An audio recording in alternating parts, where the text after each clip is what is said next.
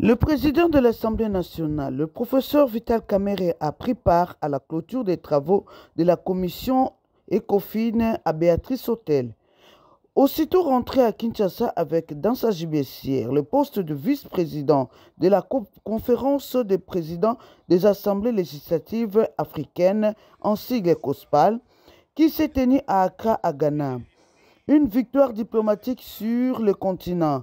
Le speaker de la Chambre basse du Parlement, le professeur Vital Kamerhe, a pris la direction de Béatrice Hôtel pour suivre de près les conclusions des travaux de la Commission économique et financière de l'Assemblée nationale sur l'examen de la loi des finances rectificative du budget exercice 2024 et le projet de loi portant reddition des comptes exercice 2023.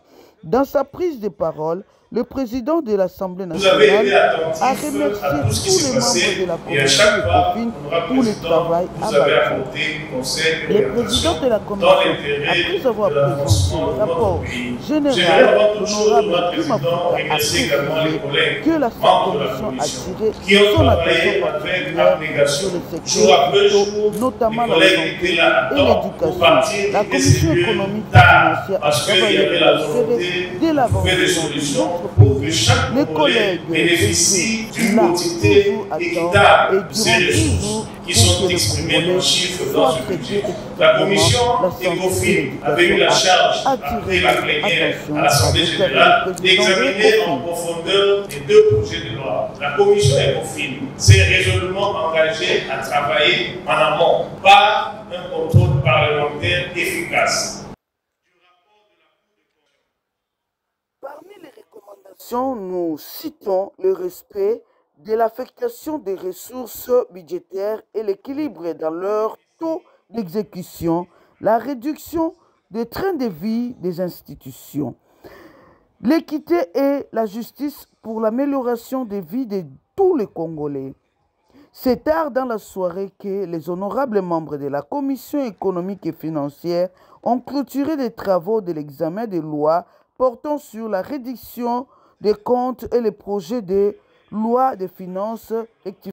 À la suite de près de 2 semaines d'intenses travaux, la Commission économique, financière et de contrôle budgétaire de la Chambre basse du Parlement a présenté à l'Assemblée plénière le mardi 29 octobre le rapport issu des analyses approfondies de 2 projets de loi, à savoir le projet de loi portant reddition de comptes exercice 2023 et le projet de loi de finances rectificative du budget 2024. S'agissant du projet de loi rectificative du budget 2024, le rapport de la Commission ECOFIN que préside l'honorable Kimafuta a indiqué qu'il ressort une augmentation du budget de 44 milliards 410 millions de francs congolais par rapport au budget initial prévu en équilibre de 40 milliards 986 millions de francs congolais, soit une augmentation de 8,4%. Cela est principalement dû, a fait savoir ce rapport, à la renégociation du contrat minier entre la République démocratique du Congo et la SICOMINE, dont l'essentiel de ressources sont affectées aux investissements et aux infrastructures. Sur la renégociation des contrats miniers avec la société chinoise SICOMINE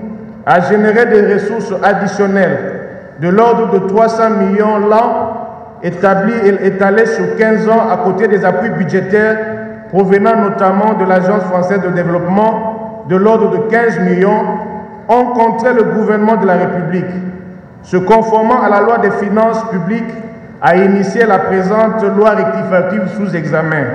Les ressources et leur provenance connues, votre commission s'est plus empaisantie sur leurs affectations. Dans le projet sous examen, honorable président et chers collègues, l'essentiel de ces ressources additionnelles sont affectées aux investissements et à l'occurrence aux infrastructures.